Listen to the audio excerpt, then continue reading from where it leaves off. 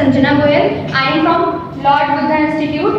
मैं आपके लिए 90 डेज का क्रैश कोर्स लेके आई हूँ, स्पेशली क्लास 12 स्टूडेंट्स के लिए, क्योंकि बोर्ड्स एग्जाम बहुत जल्दी आने वाले हैं। आपके मार्च में शायद आपके एग्जाम होंगे, ठीक है। और सब लोग जानते हैं कि लॉकडाउन में मतलब किसी की भी प्रिपरेशन अच्छे से हो नहीं पाई है। कुछ लोगों की हो भी गई होगी तो बहुत अच्छी बात है, बट जिनकी नहीं हुई है तो बिल्कुल भी डरने की बात नहीं है, ठीक है। मैं 90 डेज में आपका पूरा सिलेबस कंप्लीट कराऊंगी।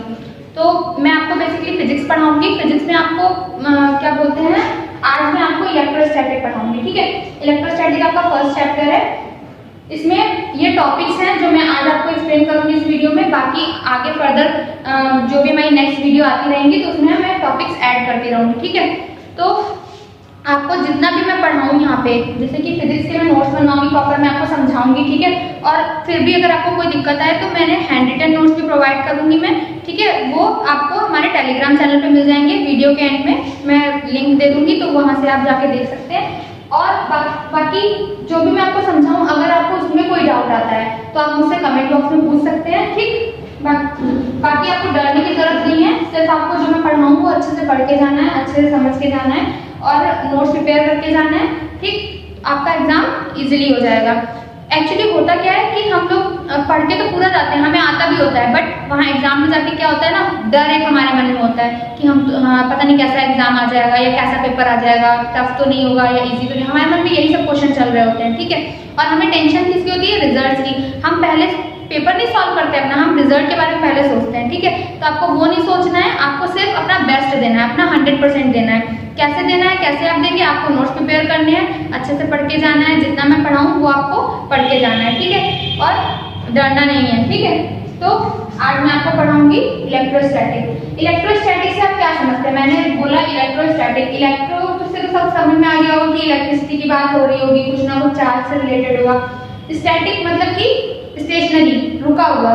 तो इलेक्ट्रोस्टैटिक बेसिकली किसकी स्टडी होती है, स्टेशनरी चार्जेस की। स्टेशनरी चार्जेस की जो भी स्टडी होती है उसको हम क्या बोलते हैं, इलेक्ट्रोस्टैटिक्स। हम एक पॉइंट चार्ज लेते हैं, उस पॉइंट चार्ज के उस स्टेशनरी पॉइंट चार्ज के ऊपर हम पूरी स्टडी करते हैं, वो हमारे इसमें आता है इलेक्ट्रोस्टैटिक्स में, ठीक है। तो इसको हम डिफाइन करेंगे, कैसे डिफाइन करेंगे, it is defined as the study of electromagnetic phenomena it is defined as the study of electromagnetic phenomena when no charge is moving। मतलब कि इलेक्ट्रोमैग्नेटिक फिनोमिना की स्टडी जब हमारा कोई भी चार्ज मूव ना कर रहा हो, ठीक। और कंडीशन क्या होती है, कंडीशन इसकी क्या होती है, condition the charge must be in equilibrium.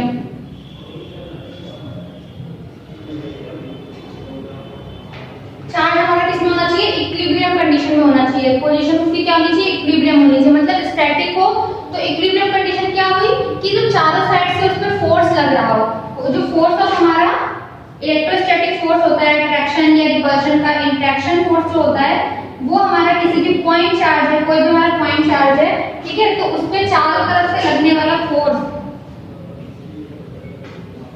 जो चारों तरफ से लगी वो इक्विलिब्रियम हो, ठीक है। इक्विलिब्रियम कंडीशन में मतलब चारों तरफ से इक्वल फोर्स लगे हमारा, ठीक है। मतलब कोई भी चार फोर्सेस हैं, F1 F2 F3 F4, ठीक।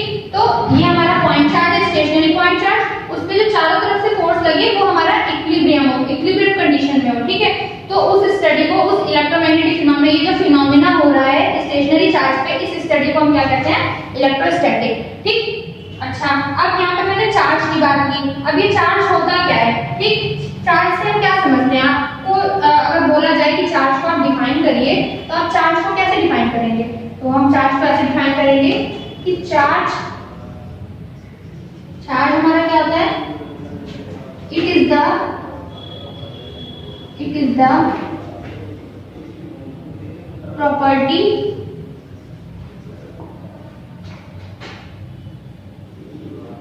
charge. It is the property by virtue of which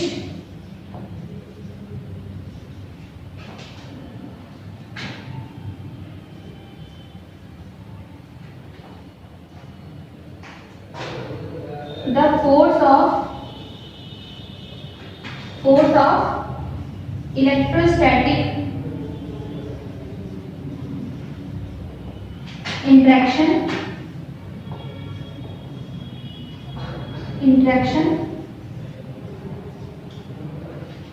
apply on other objects. अब चार्ज को मैंने डिफाइन किया कैसे? It is the property of body लिख सकते हैं हम. It is the property by virtue of which the force of electrostatic interaction apply on other objects. मतलब कि हम इलेक्ट्रोस्टैटिक फोर्स ऑफ इंटरेक्शन, जो भी हमारे इंटरेक्शन फोर्स कैसे हो सकते हैं? रिपल्शन का भी हो सकता है और अट्रैक्शन का भी हो सकता है. अभी मैं बताऊंगी इसके बारे में. तो वो इलेक्ट्रोस्टैटिक फोर्स ऑफ इंटरेक्शन जब हम किसी अदर ऑब्जेक्ट पे अप्लाई कर सकें, ठीक, तो वो प्रॉपर्टी, जिस प्रॉपर्टी के थ्रू हम उसे अप्लाई करेंगे किसी अदर ऑब्जेक्ट पे, वो प्रॉपर्टी हमारी क्या कहलाती है? चार्ज. ठीक, चार्ज के थ्रू हम अदर ऑब्जेक्ट्स पे इलेक्ट्रोस्टैटिक इंटरेक्शन फोर्स को अप्लाई करते हैं. ठीक, वही प्रॉपर्टी हमारी क्या होती है? चार्ज. ठीक, अब चार्ज को मैंने डिफाइन कर दिया. ठीक है, चार्ज को हम डिनोट कर सकते हैं, डिनोटेड बाय Q. ठीक, Q से डिनोट करते हैं जनरली. और पॉइंट चार्ज को हम क्या ले लेते हैं? पॉइंट चार्ज की बात करेंगे तो हम ले लेते हैं इसको Q नॉट से डिफाइन कर लेते हैं कि ये हमारा पॉइंट चार्ज है. ठीक, और ये हमारा चार्ज है. अब चार्ज की बात हुई. चार्ज की SI यूनिट आपको पता ही होगी. SI यूनिट क्या होती है? चार्ज की SI यूनिट क्या होती है? कूलम. ठीक, अच्छा, एक टर्म आता है, सेकंड हमारा क्या आता है? Quantization of charge. Quantization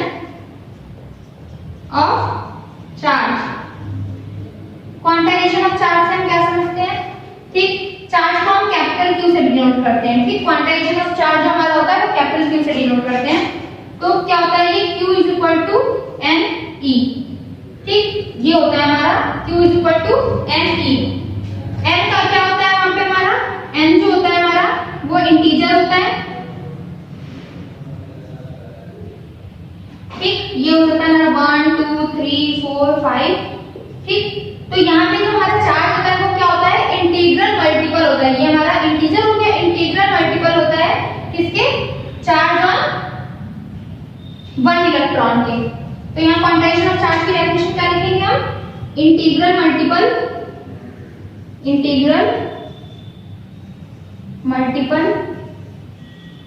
of charge on 1 electron. ठीक, मतलब कि 1 इलेक्ट्रॉन पे जो हमारा चार्ज होता है उसके इंटीग्रल मल्टीपल के बराबर होता है. तो Q इज इक्वल टू क्या होता है? NE. n को हम क्या लिख सकते हैं? 1 2 3 4 5.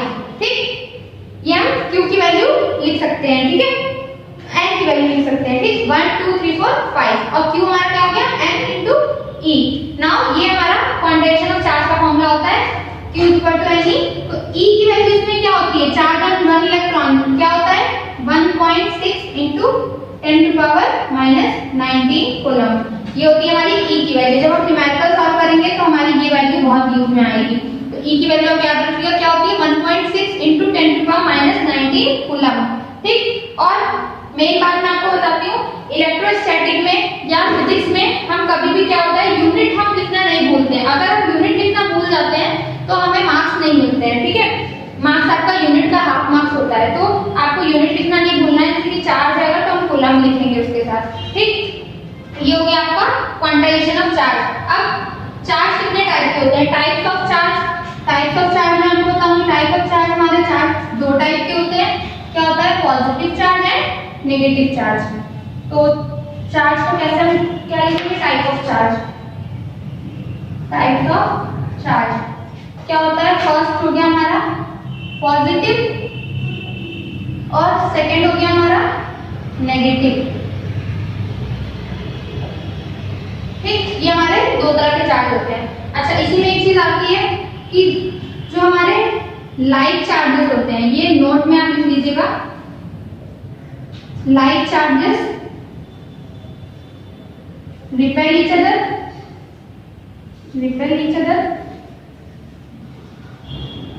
and unlike charges attract each other।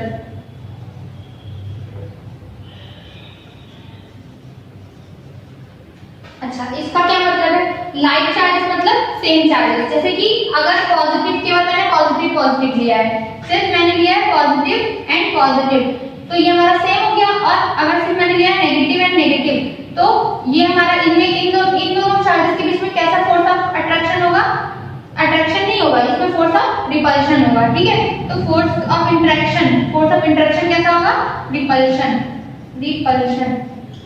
Force of interaction मतलब कि या तो रिपल्शन होगा या फिर अट्रैक्शन होगा, तो ये क्या होगा हमारा रिपल्शन। ठीक, अब यहाँ अनलाइक चार्जेस क्या है, अट्रैक्ट ईच अदर। अब मैंने ले लिया plus minus and minus plus, तो ये क्या होगा, इनके बीच में क्या होगा, इन दोनों के बीच में कौन सा इंटरेक्शन फोर्स होगा, अट्रैक्शन। ठीक, तो ये समझ गया, अगर सेम चार्ज है तो रिपल्शन और अगर अपोजिट चार्ज है तो अट्रैक्शन। ठीक है, यही लाइन लिखी हुई है नोट में कि लाइक चार्जेस हमारे रिपल करते हैं और अनलाइक चार्जेस हमारे अट्रैक्ट करते हैं। ठीक है, जैसे इसका एक एग्जांपल देती हूँ मैं आपको। अगर आपने कभी आप ट्राई करिएगा कि जो पेपर होता है हमारा, उसको टीयर करिएगा, छोटे छोटे टुकड़े में मतलब उसे टीयर करिएगा। ठीक है, उसे रखिएगा और कॉम्ब लीजिएगा, कॉम्ब को थोड़ा अपना सर पे रगड़िएगा उसको, और फिर उसको पेपर के पास लेके आइएगा, तो क्या होगा, जो पेपर के पार्ट्स होंगे वो आपके कॉम्ब पे चिपकने लग जाएंगे। तो वो क्या होता है, फोर्स ऑफ अट्रैक्शन होता है। उसमें क्या होता है, दोनों जो हमारा पेपर है वो हमारा पॉजिटिव चार्ज मान लीजिए, और हमने जो रब किया उसे उस पर हमारा नेगेटिव चार्ज जनरेट हुआ, तो हमारा क्या हुआ, पॉजिटिव और नेगेटिव अट्रैक्ट हुए। ये करके देखिएगा, और ये जनरली होता है। ठीक है, तो वो हमारा क्या होता है, फोर्स ऑफ अट्रैक्शन होता है। ठीक, तो यहाँ से हम क्या समझते हैं, ये चार्ज हमारे दो टाइप के होते हैं, पॉजिटिव एंड नेगेटिव, और लाइक चार्जेस रिपल करते हैं, अनलाइक चार्जेस हमारे अट्रैक्ट करते हैं। ठीक है, तो ये हमारे टाइप होता है। अच्छा, एक पार्टिकल थर्ड पार्टिकल, नोट में लिख लीजिएगा कि थर्ड पार्टिकल हमारा जो है वो डिस्कवर हुआ है, वो क्या होता है, क्वार्क। क्वार्क होता है, इस पे चार्ज जो होता है, इस पे जो वो plus minus E/3 and 2E/3 का होता है, प्लस माइनस 2E/3। ठीक है, ये होता है। और क्या होता है, प्रोटॉन और न्यूट्रॉन।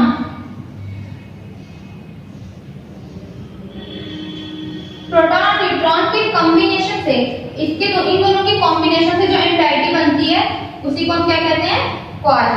ठीक, तो ये हमारा मतलब बस ध्यान रखिएगा, अगर पूछ लिया कभी शॉर्ट में तो क्वार्क का नाम याद रखिएगा। ठीक है, कि क्वार्क होता है। ठीक, अब हम पढ़ेंगे conservation of charge. Conservation of charge क्या होता है हमारा, चार्ज का कंजर्वेशन से आप क्या समझते हैं, चार्ज का कंजर्वेशन हमारा कहता है कि charge can neither be created nor be destroyed, it can only transfer from one point to another। क्या पढ़ेंगे हम, conservation of charges, conservation of charge. Conservation हम पढ़ेंगे। ठीक, कंजर्वेशन ऑफ चार्ज क्या कहता है हमारा, charge can neither be created nor be destroyed। ठीक, it can only transferred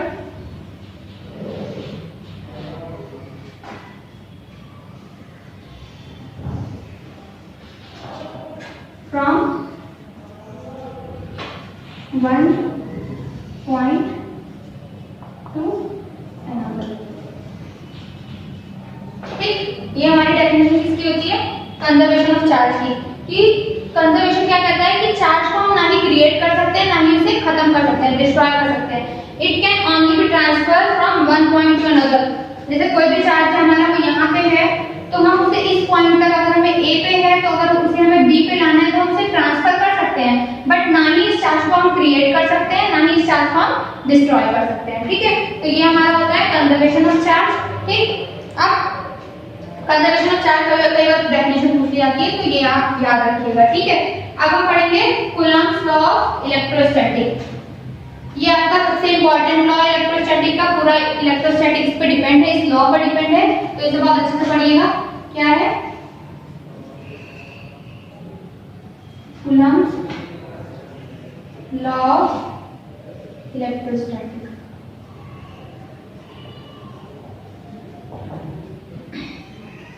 ये लॉ हमारा क्या कहता है? इस लॉ के अकॉर्डिंग क्या कहता है? ये लॉ कहता है कि the force, the electrostatic force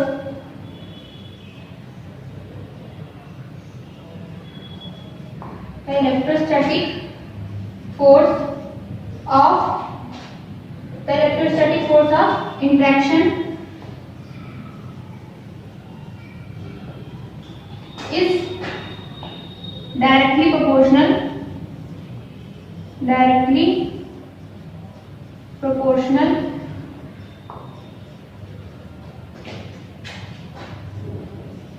to the electrostatic force of interaction is directly proportional to the product of magnitude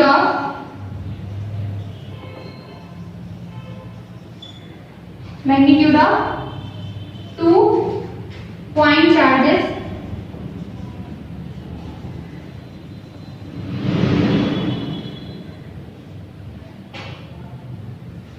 and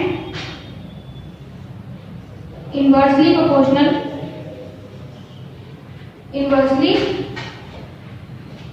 the electrostatic force of interaction is directly proportional to the product of magnitude of charges and inversely proportional to the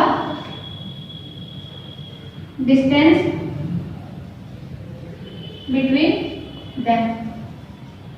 ठीक, ये होता है आपका statement कि electrostatic force of interaction is directly proportional to the product of magnitude of 2 point charges and inversely proportional to the distance between them. जैसे कि मैंने यहाँ पे ले लिया, यहाँ दो चार्जेस है Q1 और Q2, दो हमारे पॉइंट चार्जेस हैं। ठीक, तो ये स्टेटमेंट के अकॉर्डिंग क्या होता है? फोर्स जो हमारा होता है वो डायरेक्टली प्रोपोर्शनल होता है किसके? Q1 into Q2 के, इन दोनों चार्ज के मैग्नीट्यूड के प्रोडक्ट के, और इनवर्सली प्रोपोर्शनल किसका होता है? इन दोनों के बीच में जो डिस्टेंस है उसके स्क्वायर के। तो ये हमारा स्टेटमेंट होता है F is directly proportional to Q1 into Q2 upon R square. ठीक, अब क्या करते हैं? प्रोपोर्शनलिटी का हम साइन हटाते हैं तो ये कांस्टेंट आता है, तो उसको हम क्या कहते हैं? F इज इक्वल टू क्या होता है? यहाँ पे जो कांस्टेंट होता है उसको हम डिनोट करते हैं 1/4 पाई एप्सिलॉन नॉट से। ठीक, ये हमारा कांस्टेंट होता है, ये आ जाएगा हमारा ऐसे Q1 Q2 upon R square. ठीक, अब 1/4 पाई एप्सिलॉन नॉट की वैल्यू होती है जो हमें हमारे न्यूमेरिकल को सॉल्व करने में हेल्प करेगी। तो पहले तो आप ये स्टेटमेंट याद रखिएगा। ठीक, ये बहुत इंपॉर्टेंट स्टेटमेंट है। फिर हमारा फॉर्मूला क्या बनेगा? F is equal to 1/4 pi epsilon naught Q1 Q2 upon R square. तो और क्या होता है? 1/4 पाई एप्सिलॉन नॉट की वैल्यू क्या होती है? 9 into 10 to the power 9। ठीक, ये होती है। और अब यूनिट लिखनी है हमें, तो यूनिट क्या हो जाएगी? फोर्स की यूनिट न्यूटन। ठीक, R मीटर, R स्क्वायर है तो मीटर स्क्वायर हो जाएगा, इधर आएगा मल्टीप्लाई में न्यूटन मीटर स्क्वायर पर। अब ये हमारा क्या रहेगा? अपॉन में जाएगा। देखिए 1 इसकी वैल्यू निकालिए, 1/4 पाई एप्सिलॉन नॉट की वैल्यू निकालेंगे, R स्क्वायर ऊपर जाएगा, इसकी यूनिट होगी m स्क्वायर। ये हमारा नीचे आएगा। चार्ज क्या होता है? चार्ज कैसा यूनिट? कूलम्ब। तो यहाँ पे दो चार्ज है, कूलम्ब स्क्वायर हो जाएगा, न्यूटन मीटर स्क्वायर पर कूलम्ब स्क्वायर। ठीक, हमें यूनिट लिखना बहुत जरूरी है। यूनिट निकालेंगे, मैंने अभी आपको बताया। देखिए निकाला कि नहीं निकाला, एफ की यूनिट न्यूटन, आर की मीटर, तो स्क्वायर है मीटर स्क्वायर हो जाएगा, चार्ज की कूलम, कूलम यहाँ पे एक होगा, यहाँ पे एक और होगा, तो स्क्वायर हो जाएगा न्यूटन मीटर स्क्वायर पर कूलम स्क्वायर। ठीक, अच्छा इसी में खाली एप्सिलॉन नॉट की वैल्यू दे रखी हो अगर आपको, तो वो क्या होती है 8.85 इंटू 10⁻⁻12। ठीक, ये होती है। अब एप्सिलॉन नॉट की अगर हमें यूनिट लिखनी है तो क्या हो जाएगी, ये तो हमारी खाली एप्सिलॉन नॉट की लिखनी है, तो एप्सिलॉन नॉट को अगर आप इधर ले आइए, एप्सिलॉन नॉट को ये नीचे, इसको आप इधर ले आएंगे तो एफ हमारा नीचे आ जाएगा, एफ नीचे आ जाएगा और ये ऐसे ही रहेगा, तो क्या हो जाएगा C square upon newton metre square, तो इसकी यूनिट हो जाएगी कूलम स्क्वायर पर न्यूटन पर मीटर स्क्वायर। ठीक, तो ये हमारी वैल्यू होती है एप्सिलॉन नॉट की, और ये वैल्यू होती है हमारी पूरा 1/4 एप्सिलॉन नॉट की। तो जब हमें ये वैल्यू केवल पुट करनी होगी तो हम ये पुट करेंगे 9 × 10⁹ न्यूटन मीटर स्क्वायर पर कूलम स्क्वायर, और अगर हमें सिर्फ एप्सिलॉन नॉट की वैल्यू पुट करनी होगी तो हम ये वैल्यू पुट करेंगे 8.85 × 10⁻12 कूलम स्क्वायर पर न्यूटन मीटर स्क्वायर। ठीक, तो ये होता है हमारा कूलम्स लॉ ऑफ इलेक्ट्रोस्टैटिक। ये लॉ का बहुत इंपॉर्टेंट है, ज्यादातर न्यूमेरिकल आपके इसी लॉ पे बेस्ड हैं। ठीक है, इस पे आपके क्वेश्चन सॉल्व होते हैं। F = 1/4πε0 Q1 Q2/r²। अच्छा, वेयर Q1 Q2 तो क्या है, Q1 Q2 हमारा क्या है मैग्नीट्यूड ऑफ चार्ज। ये हम कई बार लिख देते हैं कि Q1 Q2 where Q1 Q2, ये देखिए मैंने डेफिनेशन में लिखा है मैग्नीट्यूड ऑफ 2 पॉइंट चार्जेस। तो Q1 Q2 क्या है हमारा मैग्नीट्यूड है पॉइंट चार्जेस का, मैग्नीट्यूड ऑफ 2 पॉइंट चार्जेस। ठीक, और r क्या है distance between them, distance between them. E not क्या है, E नॉट क्या है हमारा परमिटिविटी, E नॉट को क्या बोलते हैं permittivity of free space, permittivity of free space. Permittivity of free space को किससे डिनोट करते हैं E नॉट से। E नॉट हमारा क्या होता है परमिटिविटी ऑफ फ्री स्पेस, और F हमारा क्या होगा फोर्स। ठीक, F हमारा क्या होगा इलेक्ट्रोस्टैटिक फोर्स। ठीक, तो हम क्या करते हैं जब भी कोई भी चीज डिफाइन करते हैं तो उसका फॉर्मूला पहले तो उसकी डेफिनेशन लिख देंगे, फिर उसका फॉर्मूला लिख देंगे, फिर जो सिंबल्स हमने यूज किए हैं उसके बारे में वेयर करके लिख देते हैं कि वेयर जो हमने यूज किया है वो हमारा क्या क्या है। ठीक है, और उसमें जो भी कांस्टेंट यूज होता है उसको उसकी वैल्यू लिख दी, और फिर उसको उसकी यूनिट से उसको डिफाइन कर दिया। ठीक है, E नॉट की वैल्यू हमने लिख दी, तो ये हमारा हो गया कूलम्स लॉ ऑफ इलेक्ट्रोस्टैटिक। अगर शॉर्ट में पूछा जाएगा तो आप ऐसे डिफाइन करेंगे, 2 मार्क्स में आ गया तो आपको 2 मार्क्स पूरे मिलेंगे। ठीक है, तो ये कूलम्स लॉ ऑफ इलेक्ट्रोस्टैटिक हो गया। अब क्या पढ़ेंगे आप कि जो इलेक्ट्रोस्टैटिक फोर्स होता है उसका वेक्टर फॉर्म कैसे लिखते हैं, तो वेक्टर फॉर्म पढ़ेंगे। इलेक्ट्रोस्टैटिक फोर्स को लिखने का तरीका है वेक्टर फॉर्म में। कैसे लिखते हैं हम बताती हूँ मैं आपको। हम एक कार्टेशियन कोऑर्डिनेट बनाएंगे। ये हमारा कार्टेशियन कोऑर्डिनेट क्या होता है, ये हो गया x, ये हो गया y और ये हो गया हमारा z। ठीक है, तो अब क्या होता है ये हमने 2 चार्जेस ले लिए, ये हमारा Q2 हो गया, ये हो गया हमारा Q1। ठीक, तो Q1 का जो पोजीशन वेक्टर है वो मैंने लिया है R1 और Q2 का पोजीशन वेक्टर लिया मैंने R2। ठीक, Q1 पे जो फोर्स लग रहा है Q2 की वजह से, force on Q1 due to Q2, उसको हम किससे डिनोट कर रहे हैं F12 से, और Q2 पे जो फोर्स लग रहा है ड्यू टू Q1 उसको मैं डिनोट कर रही हूँ F21 से। ठीक, और इन दोनों का रिजल्टेंट R1 और R2 का वेक्टर का रिजल्टेंट क्या हो गया, ये हो गया, ये मैंने ले लिया R। ठीक है, तो वेक्टर्स में आपने पढ़ा होगा कि हम क्या करते हैं यूनिट वेक्टर अगर हमें किसी वेक्टर का लिखना होता है तो क्या होता है ये वेक्टर, वो वेक्टर। ठीक है, अपॉन में क्या होता है हमारा उस वेक्टर का मैग्नीट्यूड। ठीक, जैसे कि हमारा जो R है, R हमने लिया है x + iy। ठीक, तो जो हमारा मैग्नीट्यूड हो जाएगा वो क्या हो जाएगा अंडर रूट में x² + y²। यही तो होता है हमारा, ये मॉड R क्या हो जाएगा हमारा x square plus y square, कि r हमारा क्या है x प्लस आई वाई। ठीक, तो हम किसी भी अगर वेक्टर को हमें यूनिट वेक्टर में लिखना होता है तो हम क्या करते हैं, ऐसे लिखते हैं। ठीक है, तो अगर मैं चाहूं कि मुझे F21 की वैल्यू लिखनी है, ठीक है, तो F21 ये क्या है हमारा, force on Q2 due to Q1। ठीक, F21 की वैल्यू क्या हो जाएगी, ये हो जाएगी हमारी 1/4 पाई एप्सिलॉन नॉट। ठीक, और क्या हो जाएगा Q1 Q2 upon Q1 Q2, चाहे ऐसे Q1 Q2 लिख दो चाहे Q2 Q1 लिख दो, कोई फर्क पड़ेगा नहीं, मल्टीप्लाई में। अच्छा, अब मैंने यहाँ पे ले लिया R यूनिट वेक्टर ले लिया। ठीक है, और यहाँ पे ये Q1 Q2 है तो यहाँ तो R स्क्वायर होगा, क्योंकि अब मैंने आपको फॉर्मूला बताया क्या होता है, प्रोडक्ट ऑफ चार्ज के मैग्नीट्यूड के और अपॉन में क्या होता है, square of the distance between them. ठीक, तो ये हो गया। ठीक है, अब मैं इसको क्या लिख सकती हूँ, ये लिख सकती हूँ, तो ये लिख सकती हूँ 1/4 pi epsilon naught Q1 Q2 upon R square. ये क्या हो जाएगा, ये भाई वेक्टर में भी लिख सकते हैं, और वेक्टर अगर नहीं लिखना है तब भी कोई दिक्कत नहीं है, वैसे वेक्टर अगर लिखेंगे तो ज्यादा सही रहेगा, R अपॉन मॉड R हो जाएगा। ठीक, अच्छा R को हम क्या लिख सकते हैं, R हमारा क्या होगा, इन दोनों का रिजल्टेंट है, तो इसको हम क्या लिख सकते हैं, R2 माइनस R1। R को लिख सकते हैं हम R2 माइनस R1, तो ये क्या हो जाएगा F21 is equal to 1/4 pi epsilon naught Q1 Q2 upon R को क्या लिख सकते हैं, R2 माइनस R1। ठीक, और ये क्या हो जाएगा हमारा R2 minus R1 upon R2 minus, यहाँ तो स्क्वायर होगा, ठीक, R2 माइनस R1 का मॉड। ठीक है, ये हो जाएगा, हम वेक्टर का साइन लगा देते हैं।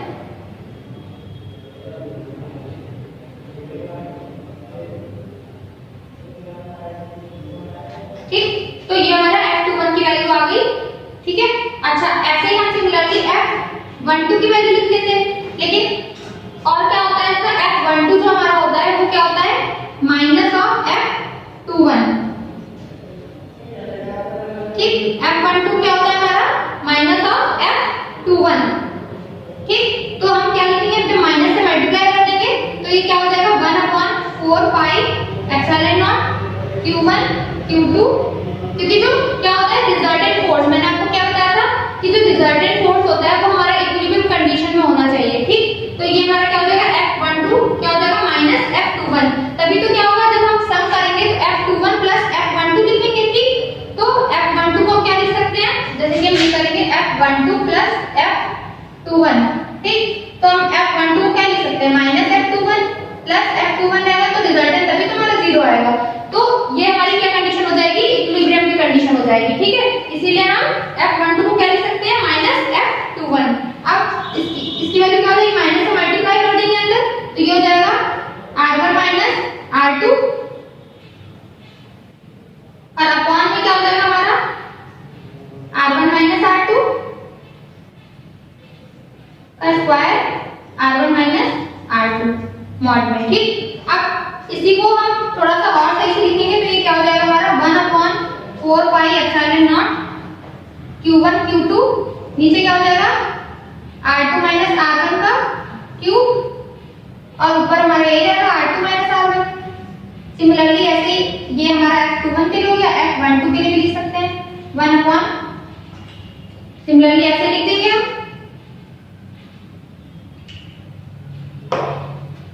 F12 के लिए कैसे लिखेंगे, 1/4 pi epsilon naught Q1 Q2, ये क्या हो जाएगा R1 माइनस R2 अपॉन में क्या हो जाएगा mod of R1 minus R2 का क्यूब। तो ये हमारा हो गया वेक्टर फॉर्म में लिखने का तरीका है। ठीक है, यहाँ पे आप वेक्टर्स लगा भी सकते हो, वेक्टर लगाओ तो बहुत जरूरी है वेक्टर लगाना।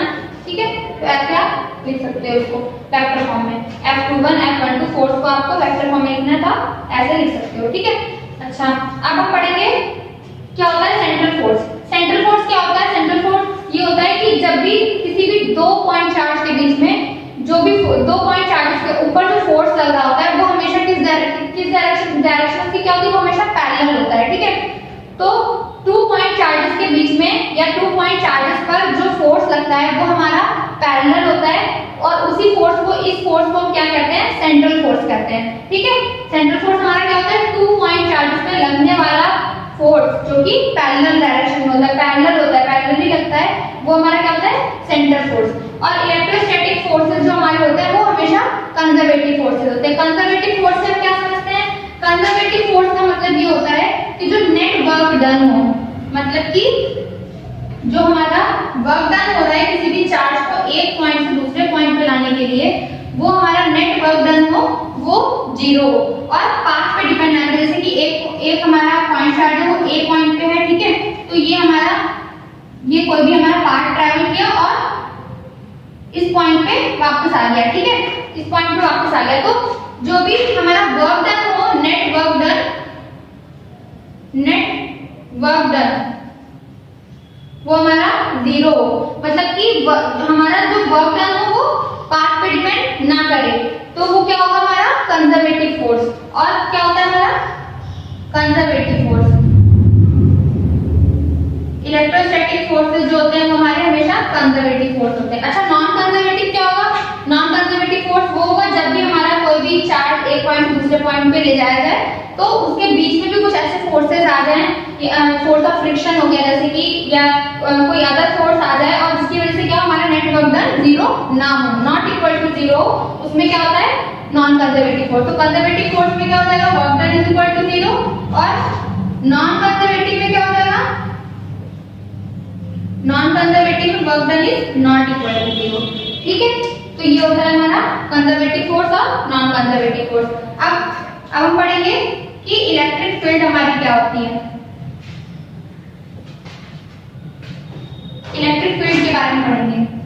इलेक्ट्रिक फील्ड ये क्या होती है हमारी, इलेक्ट्रिक फील्ड क्या होती है, the space surrounding a point charge, space surrounding a point charge, the space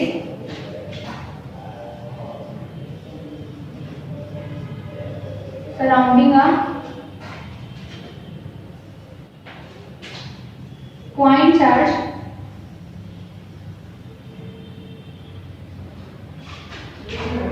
whose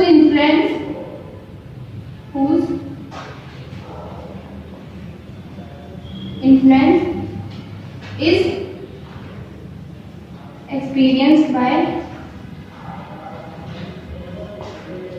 some other charge।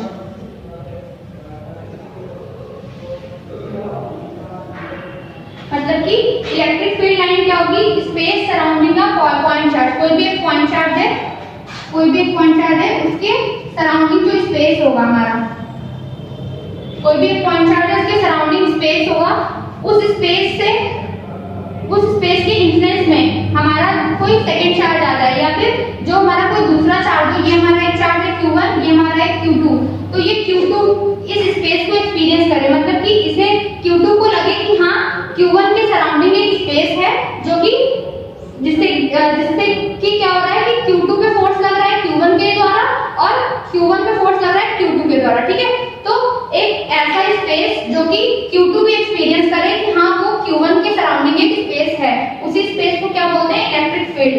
ठीक, इस जो ये हमारी होती है, अगर कोई भी हमारा चार्ज है पॉइंट चार्ज के पास, तो ये हमारी क्या होती है, इलेक्ट्रिक फील्ड होती है, जो कि हमारा Q2 भी उससे इन्फ्लुएंस हो जाता है कि हाँ इसके सराउंडिंग कोई स्पेस है। ठीक है, तो ये हमारी हो गई इलेक्ट्रिक फील्ड। अब इलेक्ट्रिक फील्ड लाइंस के बारे में बताऊंगी, इलेक्ट्रिक फील्ड लाइंस क्या होती हैं। इलेक्ट्रिक फील्ड लाइंस हमारी जो होती हैं वो स्टार्ट होती हैं पॉजिटिव चार्ज से, और एंड होती हैं नेगेटिव पर। ठीक, ये हमारी क्या होती है, कर्व होती है। इलेक्ट्रिक फील्ड लाइंस हमारे कॉन्टिन्यूअस कर्व होता है, क्या होता है, इलेक्ट्रिक फील्ड लाइंस ये हमारी क्या होती है, कॉन्टिन्यूअस कर्व होती है। अगर इन पे हम किसी भी पॉइंट पे टेंजेंट खींचते हैं, कोई भी हम टेंजेंट बनाते हैं, जैसे कि अगर ये पॉइंट Q है और ये पॉइंट है P, तो इलेक्ट्रिक फील्ड लाइंस हमारी कॉन्टिन्यूअस कर्व होती हैं। अगर हम उस पे टेंजेंट ड्रॉ करते हैं तो वो हमारी इलेक्ट्रिक फील्ड डायरेक्शन को शो करती है, मतलब फील्ड डायरेक्शन को इलेक्ट्रिक फील्ड डायरेक्शन को बताती हैं अगर हम उस पर टेंजेंट ड्रॉ करें तो। ठीक है, ये हमारी कॉन्टिन्यूअस कर्व होती है। ठीक, अच्छा, और क्या होता है, ये कभी भी इंटरसेक्ट नहीं करती हैं, never intersect, never intersect, two field lines never intersect, two field lines never intersect. ठीक, अच्छा, अब क्या होता है कि कुछ लाइंस जो होती है हमारी पास पास होती है कहीं पे, और कहीं कहीं पे दूर दूर होती है, जैसे कि ये हो गया। ठीक, मतलब ये पॉइंट ए पे क्या है, थोड़ा सा पास पास है, और बी पे क्या है, दूर दूर है। तो यहाँ पे क्या होता है, जहां पे वो पास पास होगी वहां पे हमारी field intensity, electric field intensity बहुत हाई होगी। ठीक, यहाँ पे क्या होगी, field intensity is very high. ठीक, और यहाँ पे बी पे क्या होगा, जहां पे स्पेस ज्यादा होगा वहां पे क्या होगा, फील्ड इंटेंसिटी इज लो।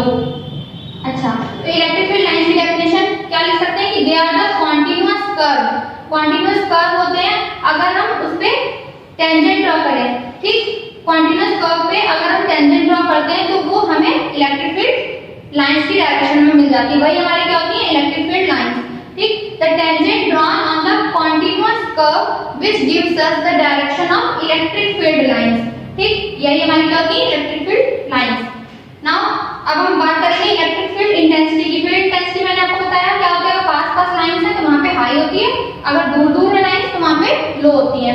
अब फील्ड इंटेंसिटी होती क्या है, फील्ड इंटेंसिटी क्या होती है, इलेक्ट्रोस्टैटिक फोर्स पर unit point charge. Electric field intensity को हम कैसे डिफाइन करते हैं, इलेक्ट्रिक फील्ड इंटेंसिटी ये हमारी क्या होती है, इलेक्ट्रोस्टैटिक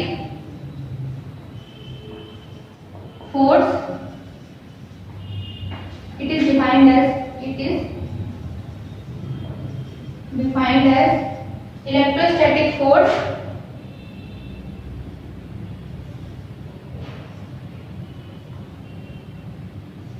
per unit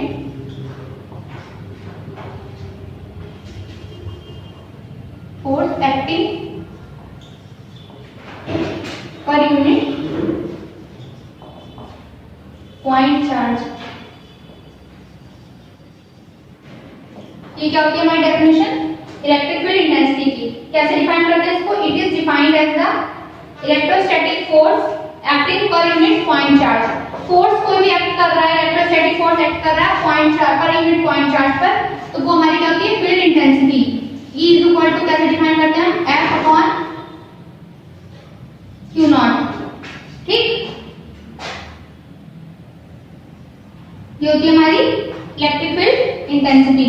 ठीक, तो इसकी हम यूनिट कैसे लिखेंगे, क्या यूनिट हो जाएगी, यूनिट ऐसा यूनिट क्या हो जाएगी, फोर्स की क्या होती है, न्यूटन, और क्यू नॉट की कूलम। तो अपॉन में तो क्या होता है, न्यूटन पर कूलम। c की पावर -1 भी लिख सकते हैं, और क्या लिख सकते हैं, न्यूटन पर कूलम, ऐसे भी लिख सकते हैं इसको।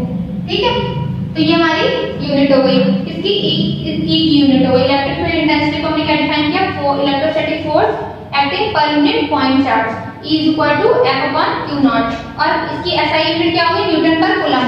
अच्छा, अगर इसकी डायमेंशन लिखनी हो तो डायमेंशन कैसे लिखेंगे, डायमेंशन फोर्स की डायमेंशन क्या होती है, फोर्स की डायमेंशन क्या होती है, M L T - 2।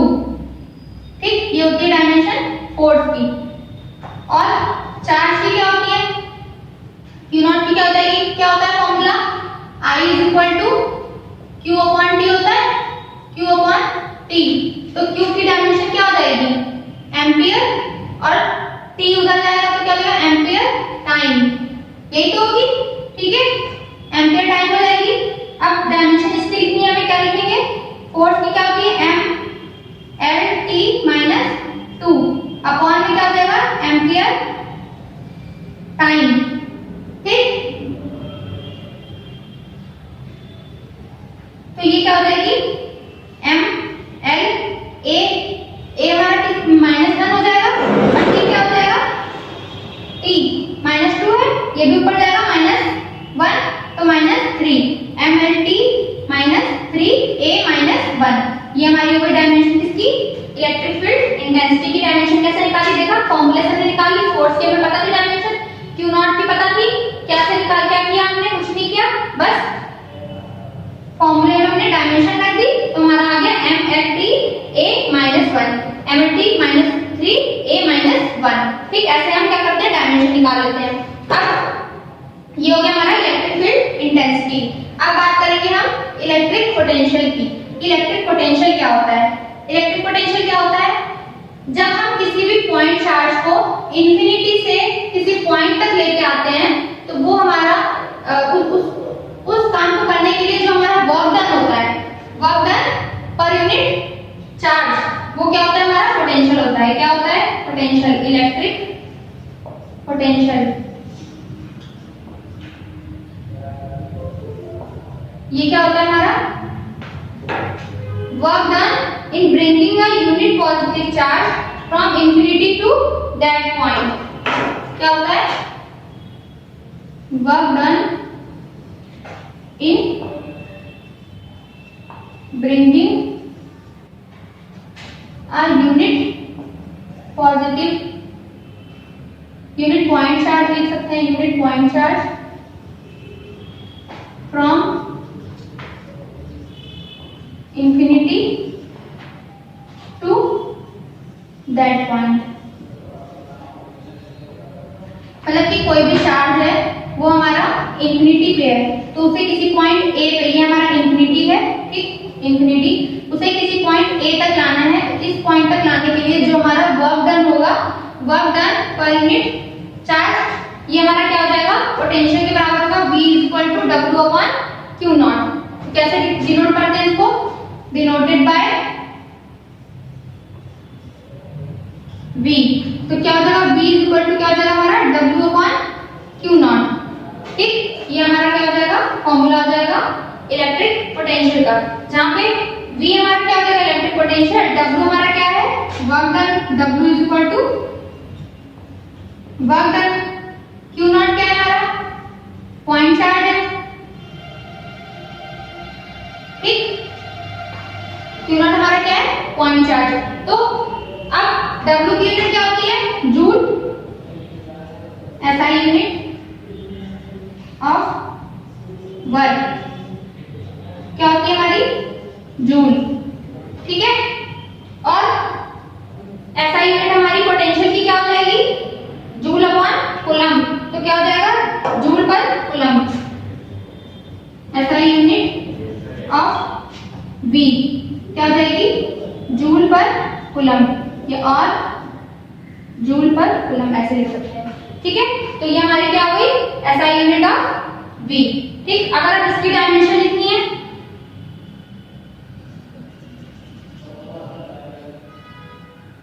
डायमेंशन, तो वर्क की डायमेंशन क्या होती है, ML/T-3, और Q की डायमेंशन अभी बताई थी AT। ठीक, तो ये क्या हो जाएगा, ML/T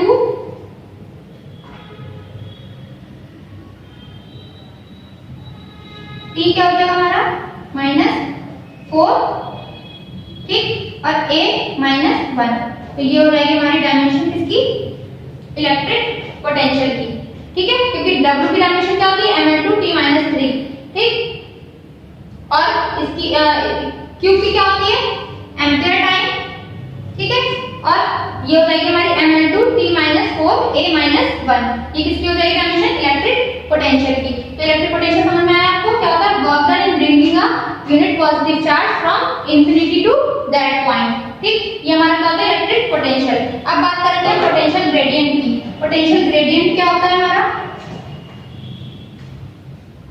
पोटेंशियल ग्रेडियंट क्या होता है, change in potential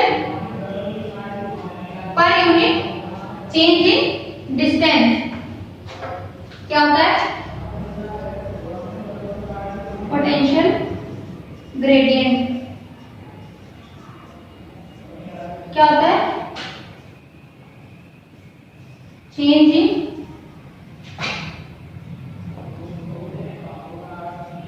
electric potential